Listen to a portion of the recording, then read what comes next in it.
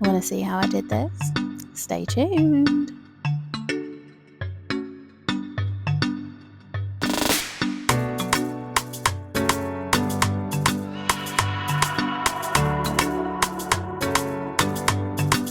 Nuclear nail bomb!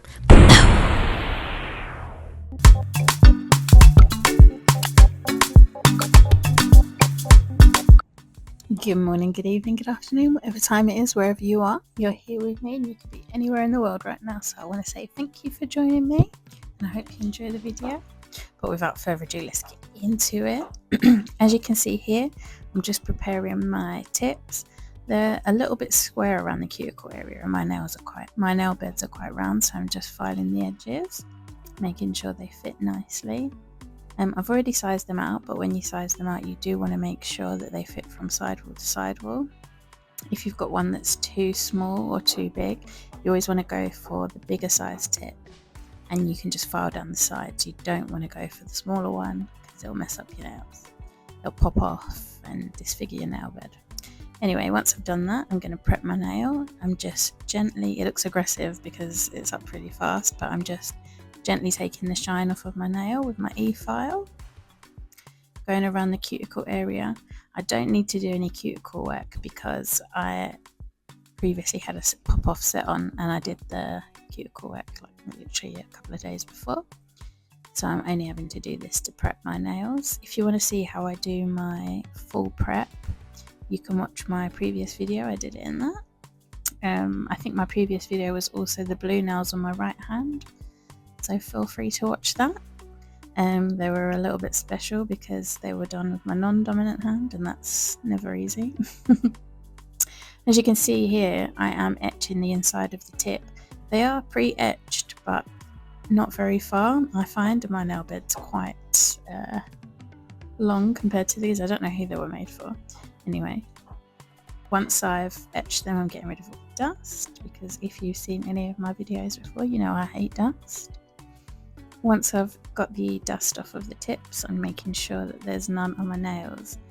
And I also use this opportunity to push my cuticles back a little bit more because they're always creeping down, so you want to do that all the time. And then I'm going in with some dehydrator. Just putting a little bit on my nails. And once that's dry, I'm going in with my what's called primer. And I'm just priming my nails. This will make sure they stay on for a nice long time. And then I'm going to do, once that's dry, I'm going in with a layer of base coat. And you want to make sure you get this all over the nail.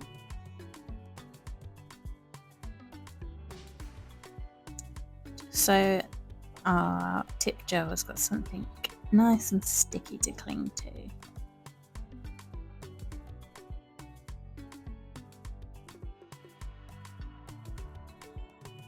And once I've finished applying that, I'm going to stick that in the lamp for a full 60 seconds to cure. And now we're going to apply our tips. I have got this gel that I got from Temu. It'll be in one of my haul videos that I'm currently editing as well. But I really like it, so I definitely recommend it. And it was, I think, maybe like £3 or £4. It's really good, nice and thick. Anyway, what I'm doing here that you can't see because that bloody lamp's in the way, but you will see me do it in a minute on another nail, is just putting a little bit in the well,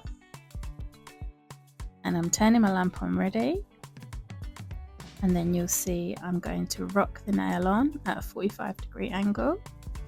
So push it up close to my cuticle but not touching it, and then I'm going to rock it down and make sure there's no air bubbles. And then I'm going to hold it under the lamp for about 10-15 seconds just to flash cure it. And then I'm going to go on to the next one. Now you can see me doing it. So nice little blob there. You've got to find the sweet spot between too much and not enough. You don't want a load of it sticking out the end of the tip, but you also don't want any air bubbles. And I'm just going to repeat this process for the next 3 nails. We've done 2 already. It's really stiff, this stuff, giving it a good squeeze. And again, just rocking it on. You can see there's no air bubbles. And this stuff's nice and thick, so you don't really have to hold the tip in place. As you can see there, I just got it in the right spot and then just whacked it under the lamp for 15 seconds. We will of course do a full cure afterwards for 60 seconds to make sure that they're all fully adhered.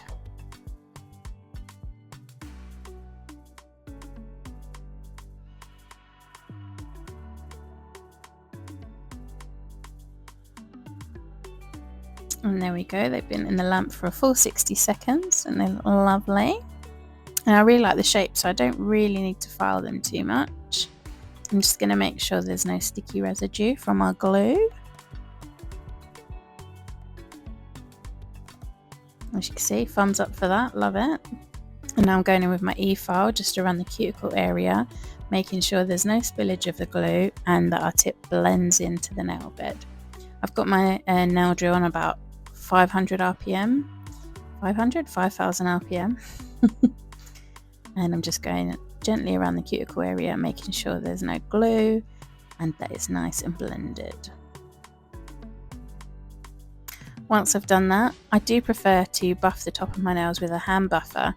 You can do it with your e-file, I just find it quicker to do it this way.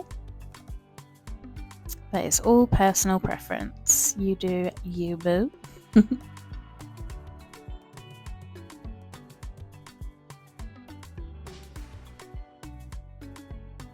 And when you do this, you want to make sure you get the entire nail and there's no shiny bits, because gel does not really like to stick to that.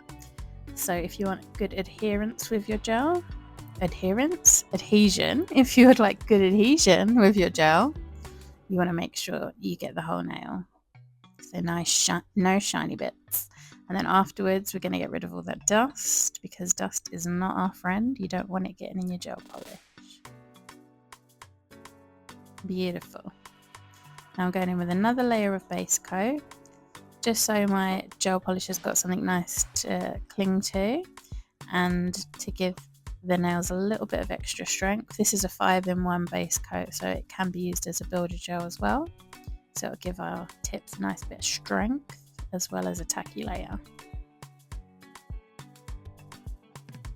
Just when I got to that point, I realised there was a little bit of extra glue here, so I'm just going to go in with my flame bit on my e-file and get under there. And then I think I swap it for the sanding band, because it's quite a big lump. Because this is a new product, it takes a little while to get used to new products, so I put a little bit too much. But once you've used something a few times, you get used to it. Anyway, so I've got rid of all the dust again, giving them a wipe. I didn't show it because you know you'll get sick of it. And now I'm going to mix up this black and then a thick top coat, no wipe top coat gel. This is my favourite little blend now, so I'm letting you in on my little secret. This is my new favourite way to do chrome. I think as well it'd be really good as like an embossing gel. I think it is probably quite similar to the embossing gels that you can get. So you can do all your artwork and it's got a no wipe top coat mixed in, so you can put your chrome on and it should just stick to this. You don't have to go over it again, which is just so monotonous. Painting your art and then having to go over it again with top coat, then putting your chrome and then top coat again. This is another secret, and I should have done this before. I'm just showing you now.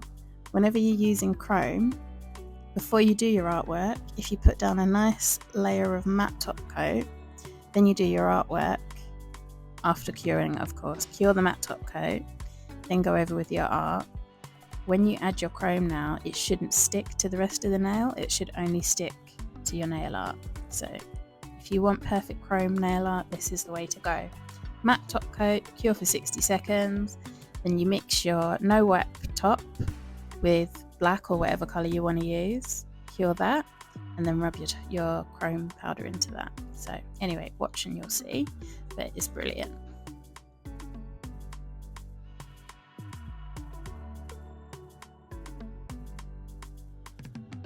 Spread this up a little bit.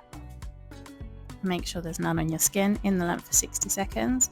Now when I use matte, and I'm going to use this process, I do like to just give them another quick wipe with some alcohol to make sure they're definitely is no sticky layer. It was a no wipe matte top coat, but you know, you can never be too sure. And now I'm going in with my blend of thick no wipe top gel and black, and I'm going to do the shape that I want.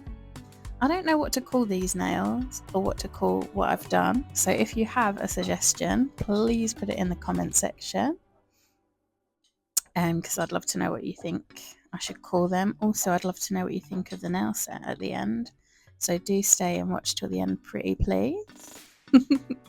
I'm starting to keep an eye on like my watch times and stuff, and I want to get it up, so if you could watch the whole video, I'd greatly appreciate it.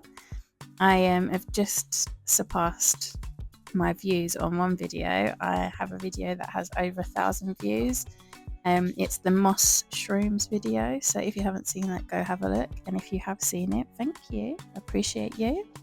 I appreciate everyone that's watching. I appreciate you guys that comment. I've got a few lovely followers that comment every time I post a video, and I seem to watch them all the time, and I love you guys. I really appreciate you. You know who you are. You're a star. Obviously, I don't just do this for views and likes and whatever, but it is very encouraging, and it makes my day to know that other people enjoy what I do, and it encourages me to do more. I obviously am not monetized on here, but if I was, that would be amazing, and then I could make even more videos for you guys. So yeah, keep doing what you're doing, and I love ya. Anyway, as you can see, I've made this kind of messy circle overly type shape, and I'm pulling off little bits because I want it to be kind of like an organic shape, a little bit messy. You can see I've got loads of gel on my brush, and I'm just moving it around, trying to build up that layer. So I want it to come out of the nail and be kind of 3D. You'll see I'm holding my nail upside down every now and then, and that's just so I can get gravity to help in making it 3D and pull it outwards. Like most gel products, this will self-level, and I don't want that to happen. Oh, made a mistake. Got it all over my hand, as usual. Just wipe that off. Tip it upside down again, and then I've stuck that in the lamp to cure for 60 seconds, and I'm going in again because I want it to have texture. I don't want it to be all just one piece. I want it to look lumpy and bumpy, as though it's kind of like a geode crystal type thing, you know, when they cut them in half and it's all lumpy and there's texture. I want it to have that kind of look to it. And here I am again saying texture. I think I say it in every video about 20 times, but yeah. So I'm just going over some bits to make them more texturized, and then I've cured that again for a full 60 seconds, and now I'm going in with my gold chrome, rubbing it all over, making sure I get it in all the little bumps and nooks and crannies, and then I'm dusting it off. I've noticed this top coat, the matte top coat I put, wasn't the best. It has still stuck to it a little bit, but it's fine because we're going to go over the gold anyway. And as you can see, I'm going in quite thickly because I want to add more texture. When you've got chrome down and then you put a thick layer or something over the top, it gives it a really nice visual effect. Gives it more dimension. And I'm just making sure that I'm going over every little bit that I want the gold to be on, and trying not to get it on any of the other bits. And although the matte top coat hasn't worked as well as I would have liked it to have done, it has still made quite a big difference, because look how opaque the gold is on the bits that we painted black first. And there's just a little bit on the rest of the nail, but now that I've cured that for 60 seconds, give it a good wipe with some alcohol, and the gold is all gone from the places we didn't want it. I think this looks really cool already. It kind of looks like a frame, an embossed frame.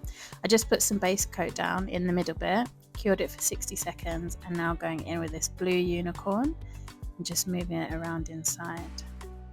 I love this blue unicorn. It's gorgeous. I feel like it kind of looks like a portal or something.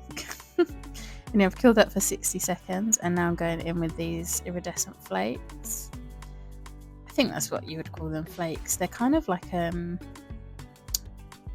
it's not chrome powder and it's not just a flake. When you rub it in, it does kind of give a chromey effect, but it also leaves some flakes as well. Tiny little tub of it that I got. I think it was from AliExpress or somewhere like that, but I love it. It looks gorgeous and it looks lovely in this.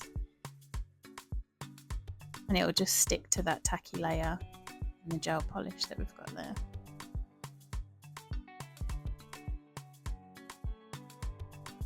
Beautiful. I'm going to dust the excess off, and I'm going to go in again with some more base coat, and I'm not going to cure it because now we're going to stick some of those opal pieces, I guess they're shell pieces. I'm going to use that base coat to stick those in. They're already broken up. You can get these from so many places. They're not from a brand or anything. I think I got these from Amazon or Temu or something. They do sell them everywhere though. I see them all the time.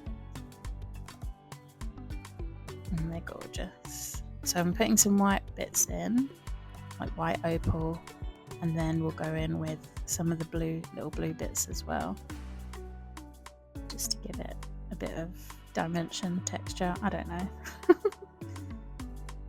I don't know if does it look like jewelry? What should we call this? I don't know. I just know it's pretty and I love it. Once I got those bits where I wanted them, I cured that for 60 seconds, and now I'm going in with my thick top coat again.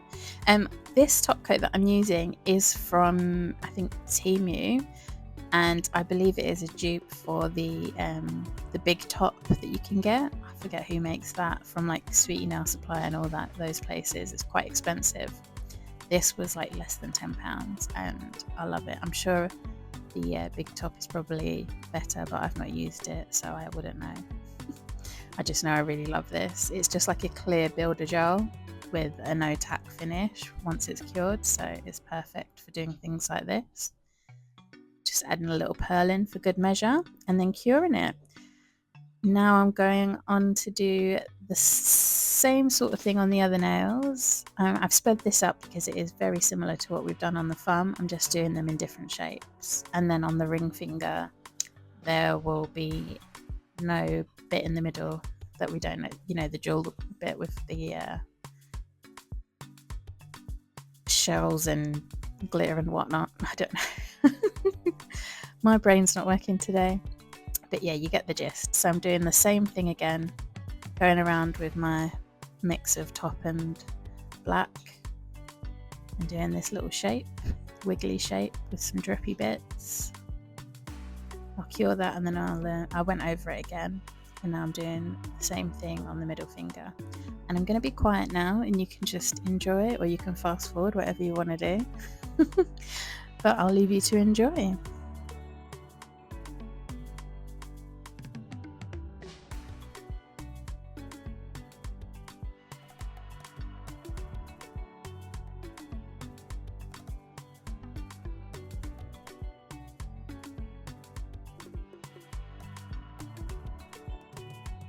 As you can see, the ring finger doesn't have the little circly bit in it. Like with the thumbnail, you saw I did everything for the thumbnail. I did the whole process. That was just to make sure I was doing it right and that I liked it. And once I was happy with it, I've gone on to do the rest of the nails, but instead of doing everything, every step on one finger, I'm kind of doing it on all of them to speed things up.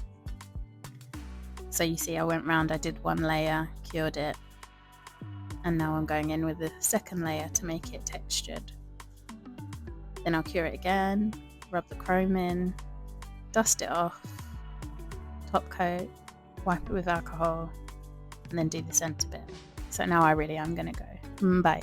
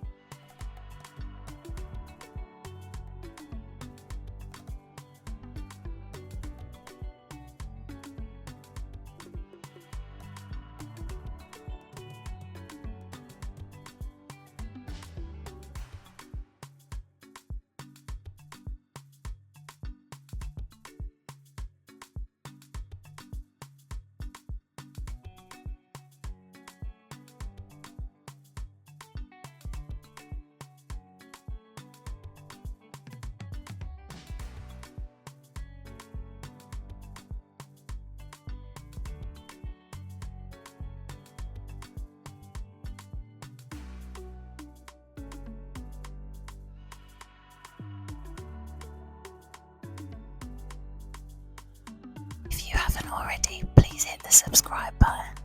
Thank you.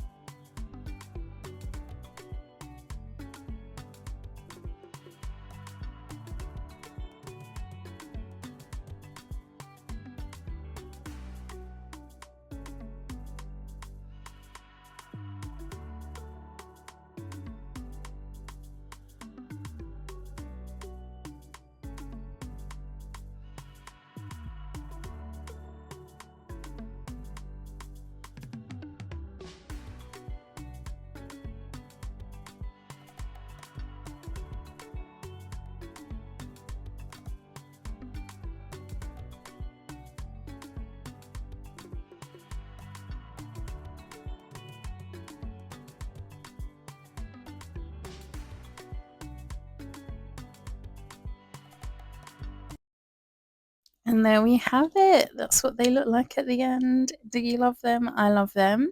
If you've watched this far, put a little gold medal, I guess, in the comments and let me know what you think of the nails. Thank you so much for watching. I love you all, and hopefully I'll see you in the next one. Bye.